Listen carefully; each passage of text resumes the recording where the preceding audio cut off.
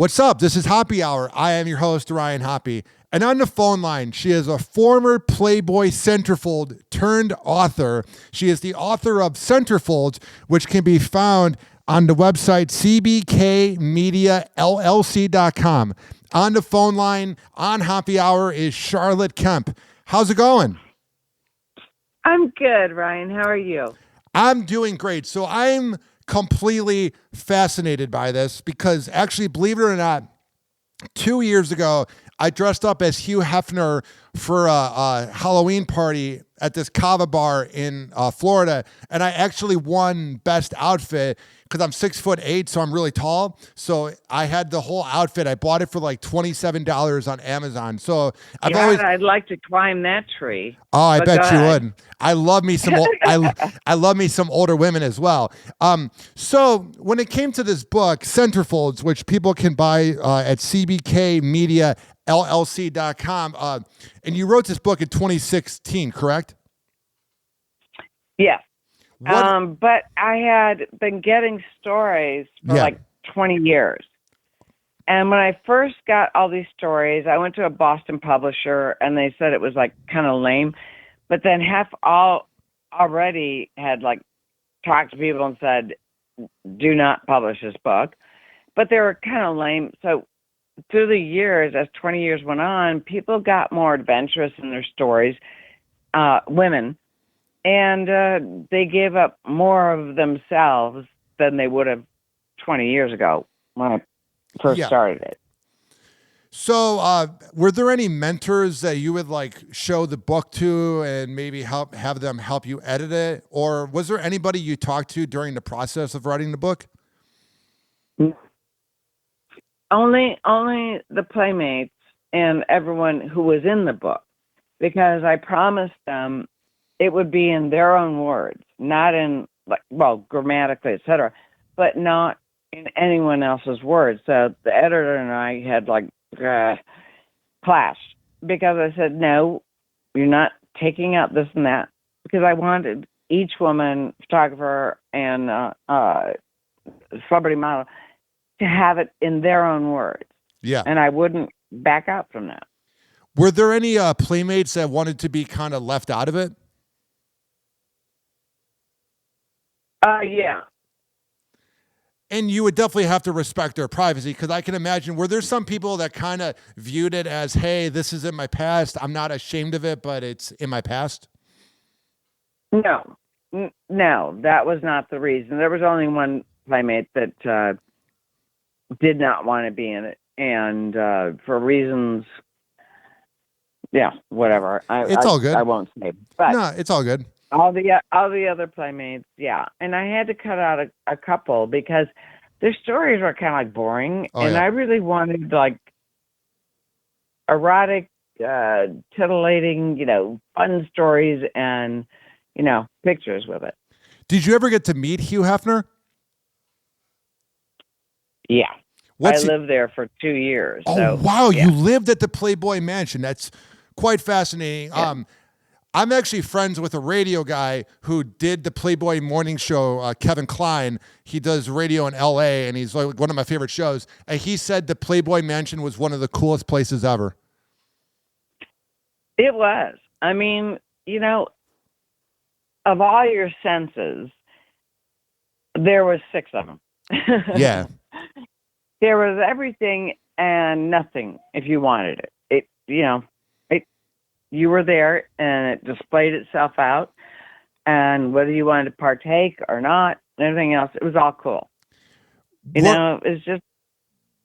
Yeah. So, like, what I'm curious about, were there did you ever get approached about signing like an NDA? No. Yeah.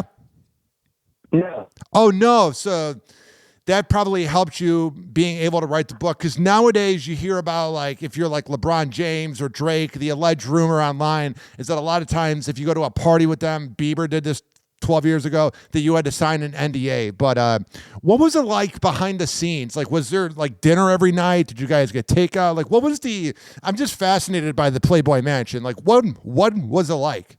For one thing, they had butlers and they had a full kitchen staff. Yeah. So there was never takeout. I mean, it was full meals, And also, if you walked into the kitchen and you say, "Oh, can I have this?" they would get it to you right away. I mean, it was kind of like, yeah, 3 meals, but you could have anything you wanted at any time. So like there's Taco Tuesday that people partake in. Were there any like specific No, food nights? nothing like that. It was all just whatever you wanted to order. What was And the there were two yeah. chefs and sous chefs and butlers and everything. They were all awesome. So what was the day in the life of Hugh Hefner like? Well, he used to work at night. Yeah. So, like from 10 or 11 or 12 to like 8 a.m. And then he'd sleep. But people were always, we were always doing stuff. I mean, playmates, people that came in, whatever. We were always doing stuff. I mean, I think that's the first time I did a backflip with my size of breast off the top of the grotto, which is like, 15 feet high. And people came nude, they came, topless or swimsuits. I mean, and you just had to order things and things would come out to you. I mean, it was just like a normal day, even though half wasn't there during the day. It was fun.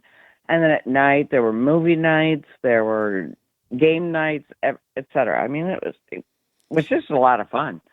Was there ever any competition amongst the women to like maybe get Hugh's attention or this girl has to look the hottest today? Was there ever any like rivalries? Yeah, I know there were. I didn't participate in that because I didn't really care.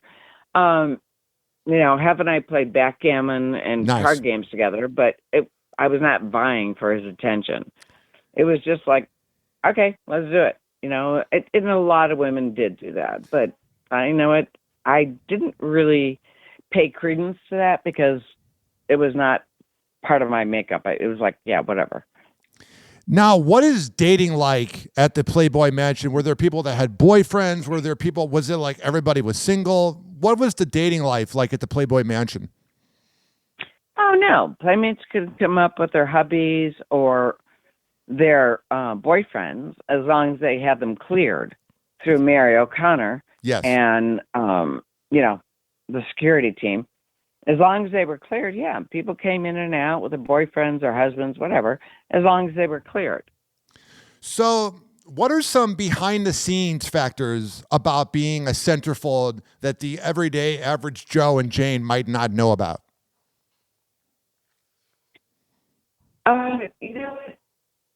There's so many stories in my book. Yes. That you can see all those stories. But, I mean, my collection of stories is about playmates themselves in the mansion, out of the mansion, Yeah. and their lives. And, one very great story is that Cynthia Myers was dating Jay Sebring. And the night that Jay Sebring and were killed by Charlie Manson. Yeah.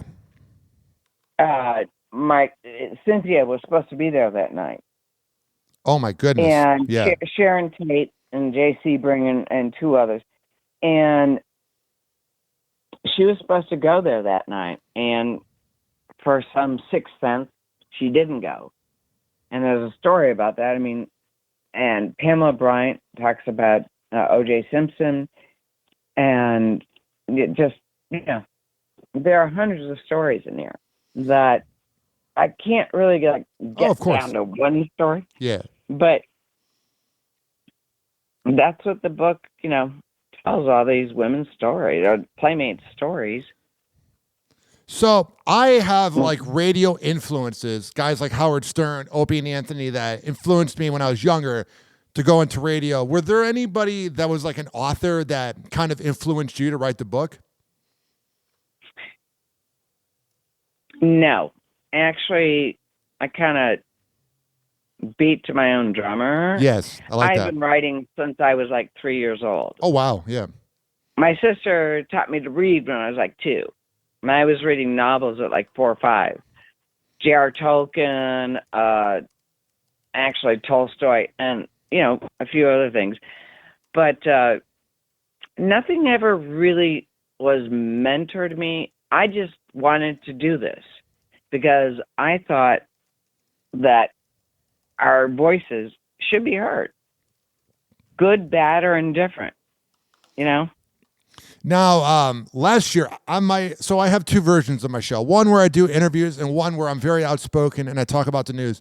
And last year I got a ton of views on this. I went off and I could not believe, and I was very defensive, and I defended Hugh Hefner against, I don't remember her name, and I'm glad I don't know her name. One of his ex-wives who wrote that book about him that was not a very good book because it wasn't a good book from what I heard, and it made him look bad.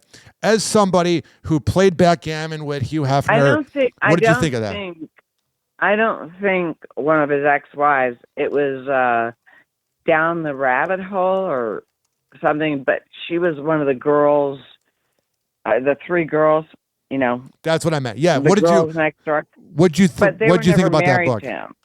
What'd you think about that book? I mean, he was still alive then, but he was not doing well. Yeah. And then A&E thing came out, and I think it's kind of negligent to actually say all these bad things and everything about Hugh Hefner when he is not alive and able to, exactly. I just think that was a really bad idea. Did you ever get to meet Cooper Hefner? Because I do like his brand as well. Oh, I do. Cooper's a great guy. He's like 6'7" or 6'5". He's adorable. And he's a really nice man. Now, whether or not he can follow, I know he's trying to buy back the Playboy, brand.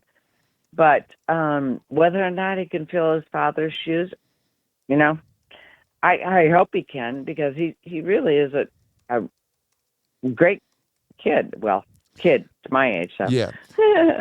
Well, yeah. The thing I've noticed about this interview is that you mentioned my height. You mentioned Cooper's height. Would you say you're into taller guys? Yeah. Okay. It's honestly one of my favorite. Well, I'm 5'8.5", and when I have heels on, I'm like 6'1", 6". And if you take like shorter guys, I just always love tall men. What's funny is I have friends. I don't realize how tall I am until I was at the airport. Maybe 7 years. Well, do you date shorter women? I mean, everybody's shorter than me. My ex-fiance was about 6'1", believe it or not. And then one of my other exes was 5, 6, or 7. I have a rule. Right? Yes, I have a rule. If you have a vagina and you're good looking, and a lot of times if you're an older woman, I'll date you. Like I'm not really discriminatory. I've hooked up with a pregnant black girl. I've hooked up. It doesn't bother me. If you're a woman, that's a plus. I never really had, brown, black, Chinese, whatever. Yeah. I never really had a type. And people are like, oh my God, all your husbands, which has been 4 times, are all different. Now, but at the same token, it's like, I guess I just can't be typed. I mean, like you. Have you ever used dating apps? I have. What's your experience like as a former Playboy Centerfold on a dating app? I'm very careful. I don't really let that out No, until I know the person. Yeah. Because, then, it's just a whole different story when they see like 99 websites on, about me and everything else.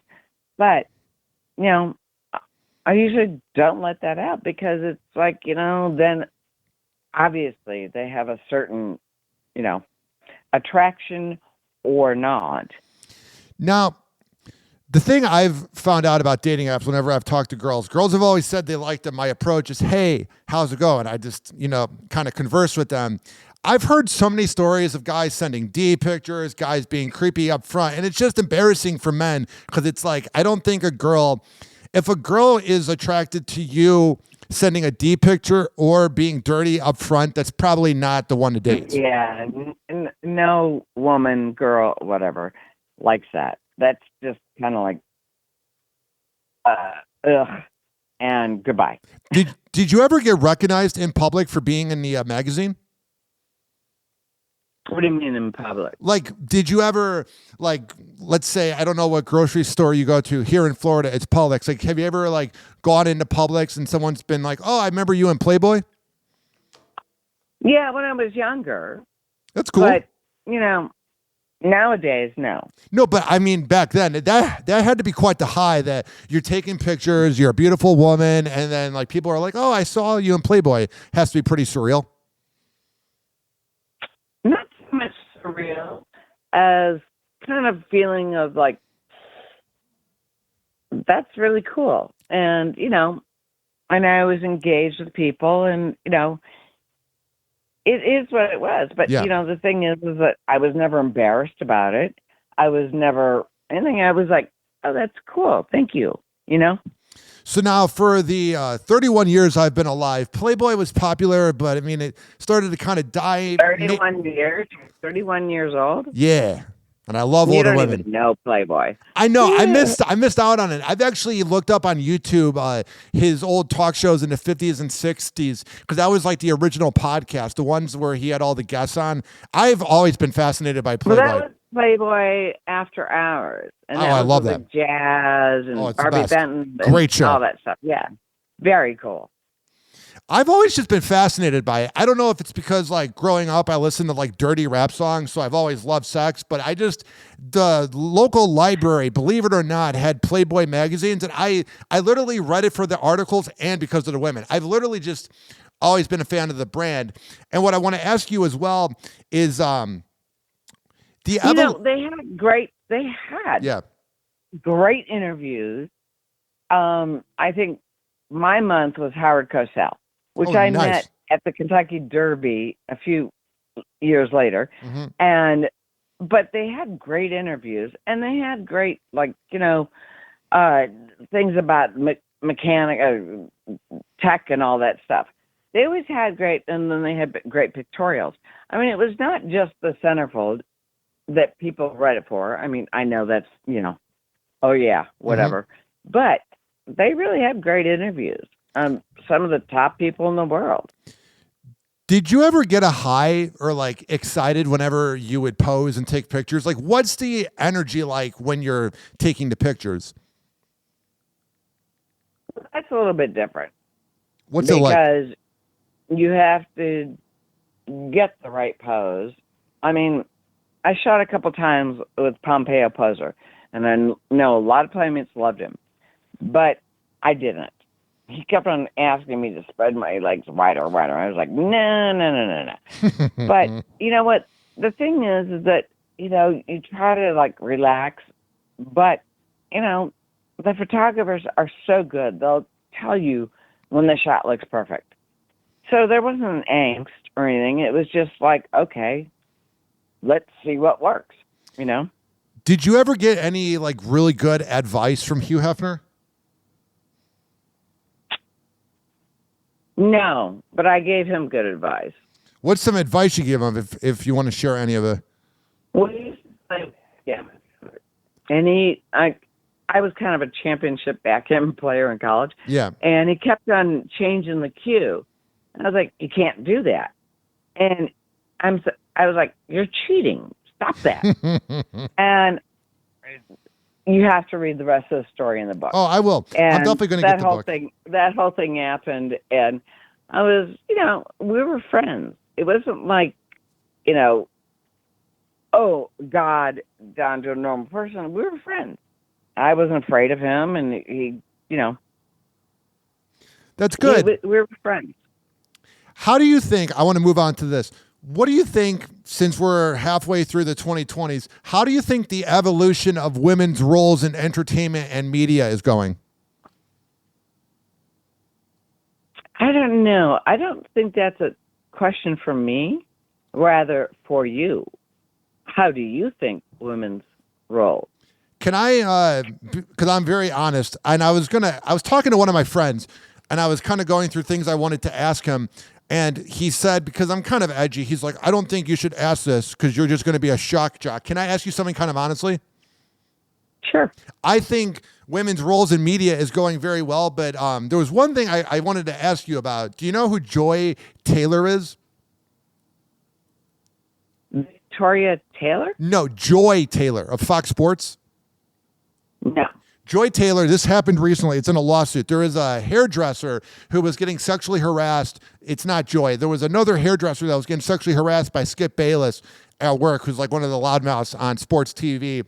And in the lawsuit, she describes that Joy Taylor slept with the president of Fox Sports and then with one of her coworkers and potentially other ones, and that because she slept with the head of programming, that she was able to get jobs that other women that were probably more qualified were not given. And when I saw that, Brian, one thing, that's an age-old story. Is it?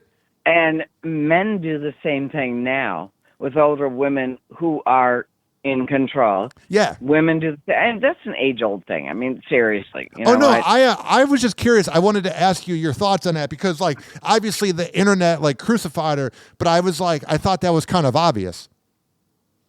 Well, who cares? That's fair.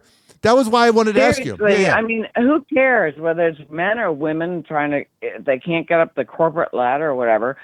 They're going to have affairs and whatever, and, and that's true now of men and women. So, what? So what? Yeah.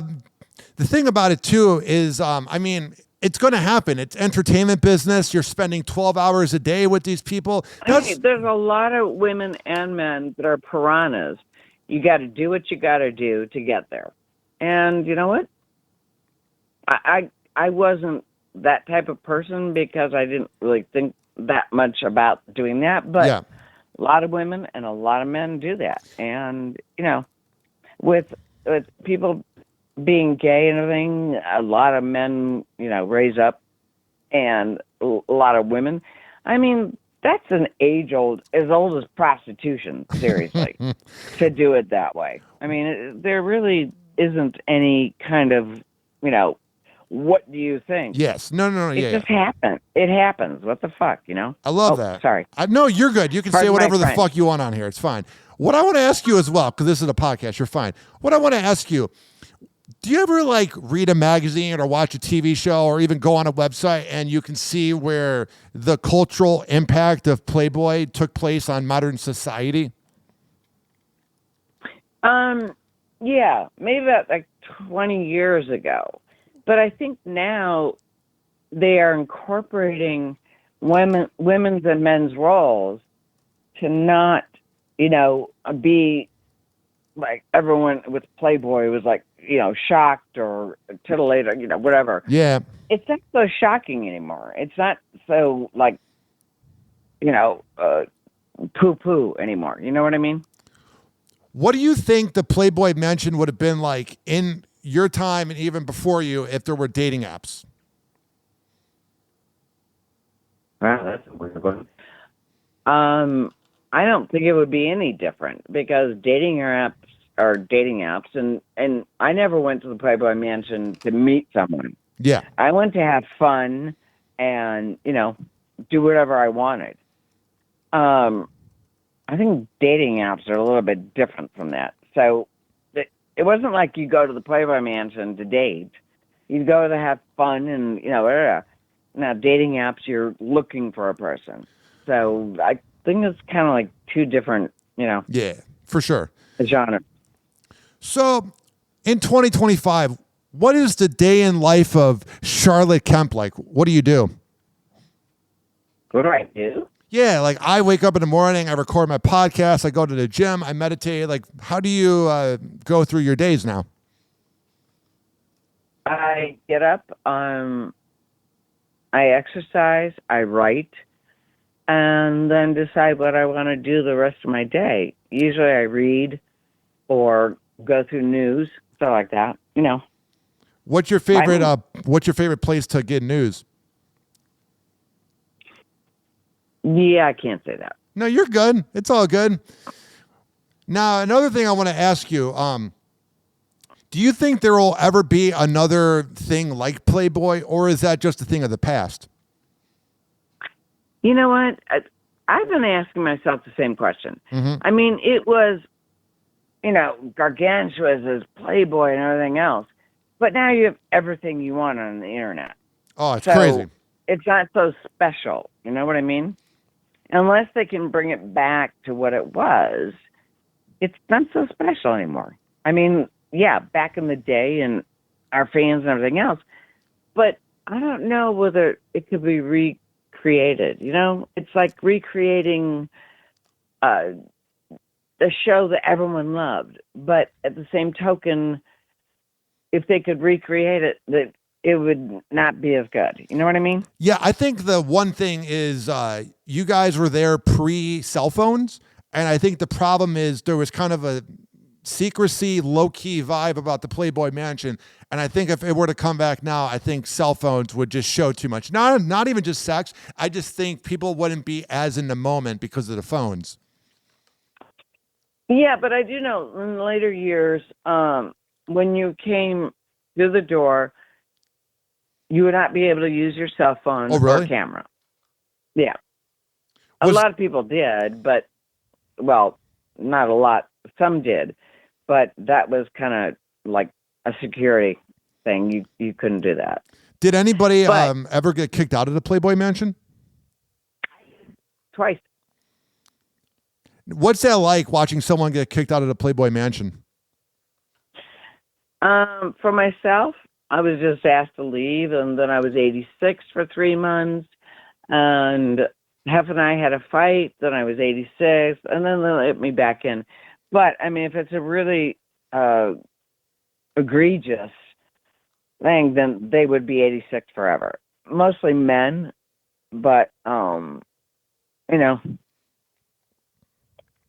yeah, you know what? I knew what I was doing. Yeah. Got kicked out and said, okay, whatever. And I came back, got kicked out again, and came back. But if it's if it was a man like attacking a woman or being, overtly aggressive, they would be banned. Not just 86, they would be banned. Now, if somebody wants to go on a date with Charlotte Kemp and they see her, let's say, at like a local nightclub or bar or wherever you go, what is your favorite approach that a man does?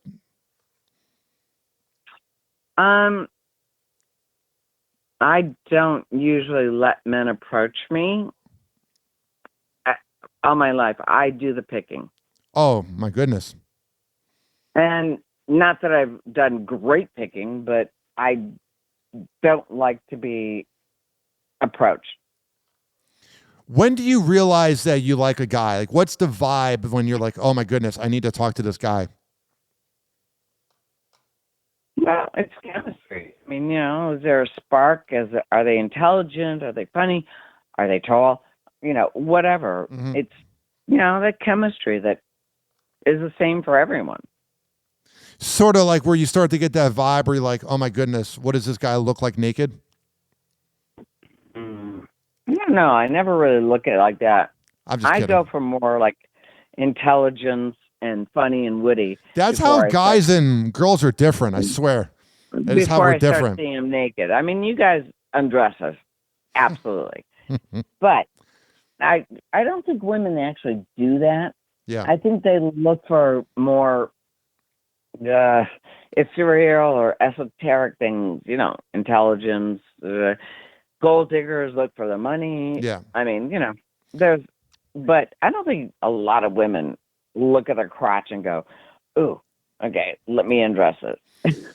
One of the greatest feelings, one of the biggest accomplishments a man can ever feel, especially when it's the first time, is the first time you see a girl naked. There's no better feeling. It's like an accomplishment.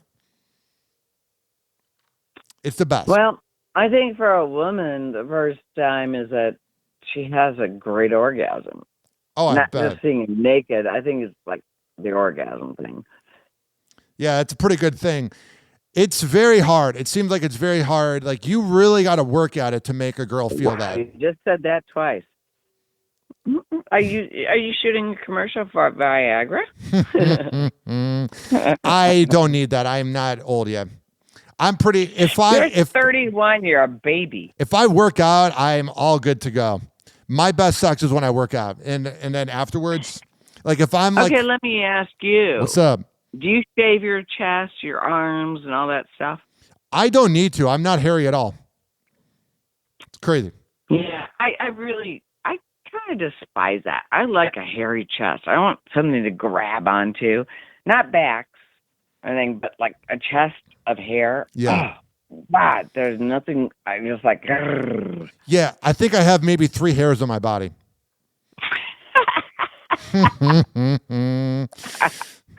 Charlotte, so the website. Thank you very much. The website is cbkmediallc.com for everyone to buy centerfolds.com. Charlotte Kemp, a former Playboy Centerfold. Just Centerfold. Just go on. They can hit on the thing and buy it. But let me ask you a question. What's up? When you first meet a woman, what do you think? Do you undress her? Do you just see her beauty? What do you see? It's changed. It's changed with age. In my 20s, I'm 31 years old. Okay. Seriously. Here's the thing. If a woman, okay, the thing I've noticed in my 20s, if the girl was hot, oh my God, I painted a picture of my 2 exes of what I wanted them to be, but they never were, and it's fine. But what I do now, I notice if a girl is very much a person that trashes their exes and maybe their father, I don't want to date them, because then I've said this on my podcast. However the girl views their exes or their father, that's how they're going to view you if you guys break up. They're going to trash you to people. They're going to be mad. So I very much look at the vibe of a woman like you or somebody who's a free spirit who would be fun to be around, because it's like either the relationship's going to end in either death or you guys breaking up. And if it ends in breaking up, I don't want it to be that the person talks about you to other people. So I'm very... in my 20s and early 30s, I fucked like a bunny. Oh, I bet you did. Oh, I bet. If you walk down the hallway of the Playboy... And sometimes, maybe I shouldn't let people know that, but yeah, I went through... I think when I started the Playboy running team, I had a girlfriend, Angela... Vincenti, and we were on a plane one, and we were reading a Cosmo ad or something in Cosmo, and it said, how many men have you slept with? Started at 10, 25, 50, 100, or more. And we just giggled, started cracking up like crazy. I'm like, well, am I a slut if it's been over 100? Is the hallways of the Playboy Mansion just filled with orgasms? Noises? Is the hallway? Or like if you like walk down the hallway and you go by a bedroom, do you just hear sex? No. Was everybody pretty quiet there, or was there anybody that was the loud one? I mean, I went into a couple orgies, but I was more into voyeurism because I felt like multiple sex things. So I would sit there on the side while everyone's having sex, and I would just sit there and drink glasses of champagne and get off on it. But no, it's not loud. You're a naughty girl. So what? I'm very traditional. You're going to blame me for being a naughty girl? No, it's pretty attractive. The thing is, I'm going to just say I just love one-on-one sex. There's nothing better than that. I don't need people watching. I don't want people watching. I think it's because I'm an only child, but I just focus on just me and the person I'm with. I don't need, the other people. I don't need other people either. I mean, I've never had a trifecta. Not an orgy, and just because they all become like a mingling of bodies, and it's like, I'm so good. I know a few girls that have had trains, and I'm like, I'm so good. I'm not doing that. I don't want another guy there. It's not my vibe. Trains? Wow, that's old school. Okay. Yeah, that's really old school. Girls get down in Florida, let me tell you. It's quite the place. The sun's always out, and there's a lot of sex. Do you remember, 25 years ago, you wouldn't remember. Yeah, but they have this thing for the Book of Records. What's it called? Guinness Book of World Records? Yeah, and this woman did 500 men, and that break the record of Oh, that's nothing. Did you hear about what's going on with Lily Phillips and Bonnie Blue? Nope. Oh, my goodness. How have you not heard about this? Lily Phillips is this 25-year-old OnlyFans girl who had sex with 100 guys in a day and then was getting ready to have sex with 300 guys, 500 guys, and then go to 1,000. But Bonnie Blue, her former friend turned rival, went right to 1,057 guys and broke that record this week. And then Lily Phillips went on a podcast and talked about it. And then Bonnie Blue got mad and didn't go on that podcast for another interview after her. That's already been broken. Is that something you really want to be proud of? I don't know. You got to look up Bonnie Blue and Lily Phillips after we get done. Thanks. That shit is just I mean, seriously, that's something you want to be proud of and break a record of. I'm not saying look up the videos. You got to look up these interviews. Just type in Bonnie Blue or I forget her name already. I'm kind of glad I forgot her name. Yeah, the interviews, what I'm saying is that something you really want to be proud of? You got to look up this video of Bonnie Blue. She's this British girl who's 25 but looks literally 42. And she had an orgy at her house, and then her mom helped clean up and said there were stains everywhere. And I was like, what a troubled family. Okay, let's get back to Playboy. My bad. Just gross to me. I mean, that is gross. No, it's disgusting. Before I let you go, I wonder who her pimp was. Oh, my goodness. Yeah. Well, they have these guys that were like kind of orchestrating it that gave off really bad vibes. But this is a family show. Before I let you go, why should people buy your book, Centerfolds? Because through the 60s to the end of the 90s, and with the photographers from Playboy and everything, there are stories that have never been told before. Sorry, 1 second. And people who have read it and got back to me just are like, wow, I never knew that. Wow. And when I was actually getting the stories, I was like, wow, I never knew that. I mean, there are fantastical things that are like, wow, people just never knew. So, and I've added more pictures, and some are nudes and everything, so it's 18 plus, whatever. But there are some things about Playmates that guys, girls, no one ever knew. So the website is cbkmediallc.com to buy Centerfolds. Charlotte, it's been a blast having you on Happy Hour. Thanks, Brian. This has been an absolute blast, and if you ever want to... are you going to be one of those 1,057 guys that we're going to No, I don't even want to have a threesome with another guy. I want one-on-one action, and then go to Pound Town. Good for you. I'm very much an only child. I only want to have sex. I mean, I wouldn't mind having like a few girls at once, but I never want another dude there. Nope. I'm good. Well, that's a dude thing, actually. But the other thing is, what? Being an only child does not make you just want to be one-on-one. You could be one of 10 and still want the thing. Can you imagine? Yeah, what's up? Go ahead. What? No, can you imagine being the 1,057th guy? No, I'm not a guy, but I can imagine her pussy was open like a Mack truck. Oh my God! If that's the best way to end the show, I'm not sure what is. Could you imagine being the 1,057th guy? Oh, I can imagine. It's a hot dog down the hallway. Oh, yeah. Mustard, relish, or onion. Oh God, Charlotte. I say this interview went good. It got a little naughty, but I mean, that's sex, and that's a part of life. We are here because of sex. Well, yeah. If you want to take it down to the base term, we are here because of sex. Charlotte, it has been an absolute blast having you on the show. Keep up the good work, and I definitely will buy the book, and thank you for calling in the Happy Hour. I said we were going to do a 20-minute interview, but we ended up doing 40 minutes. I'm sorry. No. That's a beautiful thing. It's because we had a good conversation. I'm just saying the time flew, and I had an absolute blast. Charlotte Kemp, author of Centerfolds, thank you very much for calling in a Happy Hour. It's been a blast, and keep in touch. Thanks, Ryan. You too. All right, goodbye.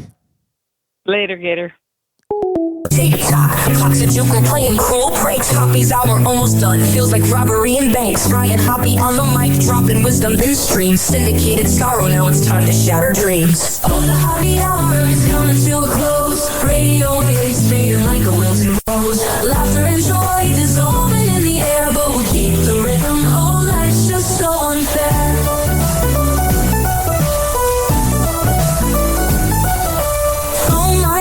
But the laughter's growing dim. Eardrums mixing Hoppe like fingers without rings. DHX to FM, shoutouts hit the street. But soon the sound will vanish like shadows in the heat. Oh, the Hoppe hour is coming to a close. Radio waves fading like a wilting rose. Laughter and joy dissolving in the air, but we'll keep the rhythm. Oh, life's just so unfair.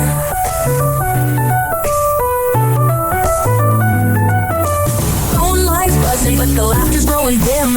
Eardrums mixing Hoppe like fingers without rings. DHX to FM, shoutouts hit the street. But soon the sound will vanish like shadows in the heat.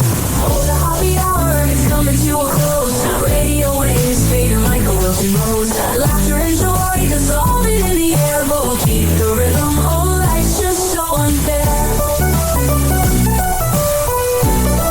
Oh, life's just so unfair.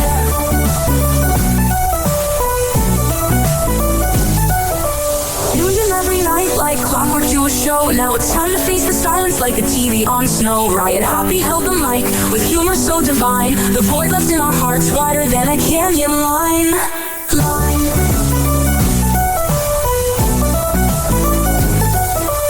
Empty speakers, silent time, but coming to an end like a roller coaster stopping round the river's bend. Hoppe's jokes and jabs, these are daily grind. Now silence louder than the thoughts we can't rewind. Oh, the Hoppe hour is coming to a close. Radio waves fading like a wilting rose. Laughter and joy dissolving in the air, but we'll keep the rhythm. Oh, life's just so unfair. The Hoppe hour is coming to a close.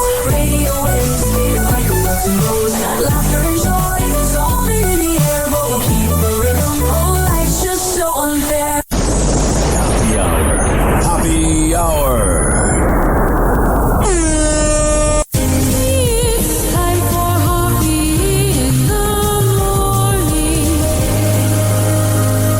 RyanHoppeRadio.com. And like that, he's gone. Whenever we're going outside, all I smell is poop. I'll kick you in the nuts and we'll call it a day. Hoppe hour is now over.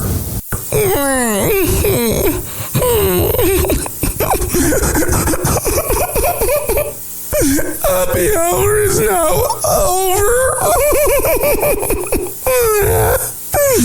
Game over.